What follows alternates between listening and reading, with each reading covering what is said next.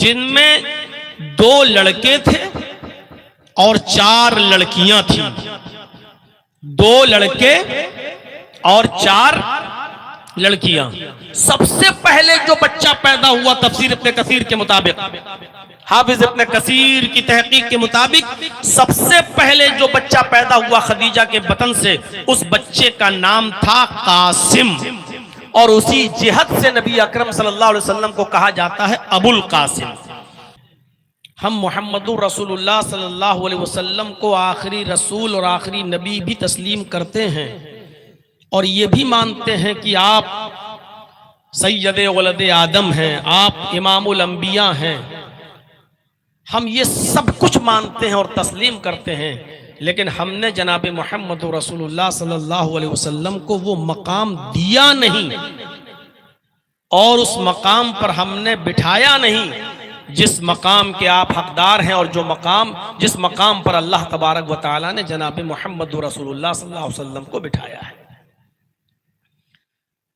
جب بات آتی ہے تو ہم بات کسی اور کی کرنے لگتے ہیں.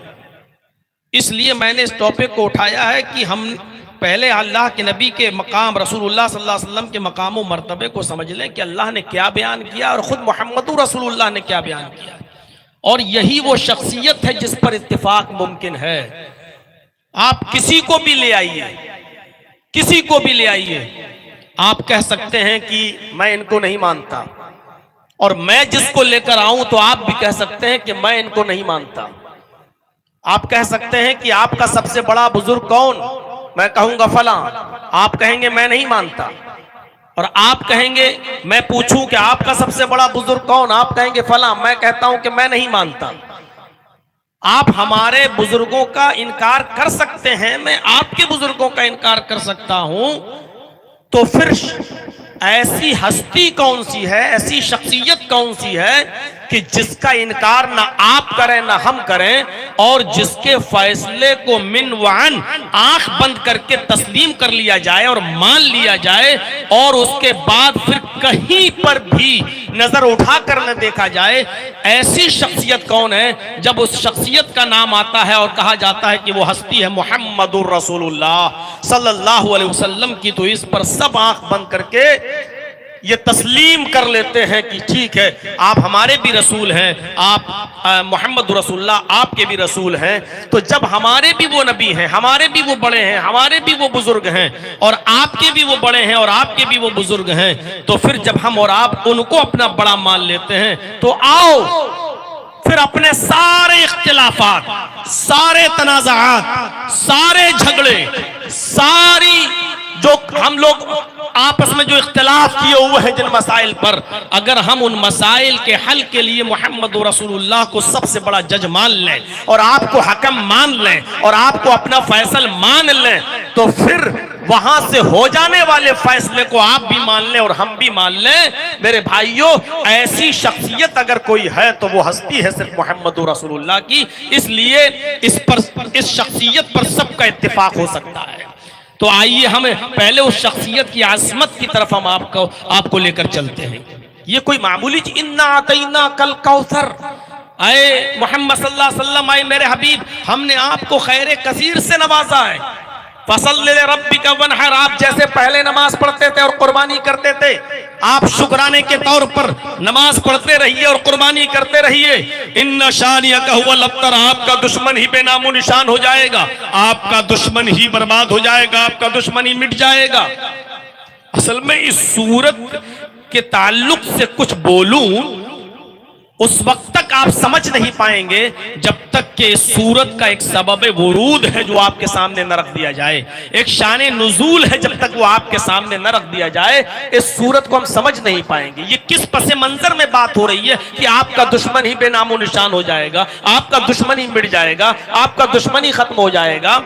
اصل میں حافظ ابن کثیر نے سورت کی جو تشریح میں لکھا ہے، تفسیر میں وہ لکھا ہے کہ نبی اکرم صلی اللہ علیہ وسلم کا پہلا نکاح جو ہوا تھا وہ حضرت خدیجہ رضی اللہ تعالی عنہا سے ہوا تھا. اور اس چیز کو اگر آپ نے ذہن میں بٹھا لیا تو پوری تقریر آپ کے سمجھ میں آ جائے گی۔ نبی اکرم صلی اللہ علیہ وسلم کا پہلا نکاح حضرت خدیجہ سے ہوا تھا۔ اس وقت نبی اکرم صلی اللہ علیہ وسلم کی عمر تھی 25 سال، اور حضرت خدیجہ رضی اللہ تعالی عنہا کی عمر تھی 40 سال۔ نبی اکرم صلی اللہ علیہ وسلم کے 6 بچے حضرت خدیجہ سے پیدا ہوئے، جن میں 2 لڑکے تھے اور 4 لڑکیاں تھیں۔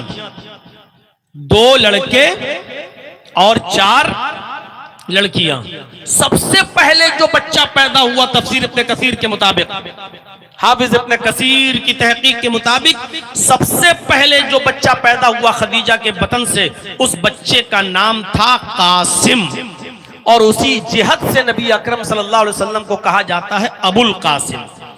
لیکن اس بچے نے زیادہ دن کی زندگی نہیں پائی، اور صغر سنی میں ہی، کم سنی میں ہی اس بچے کا انتقال ہو جاتا ہے۔ قاسم انتقال کر جاتے ہیں۔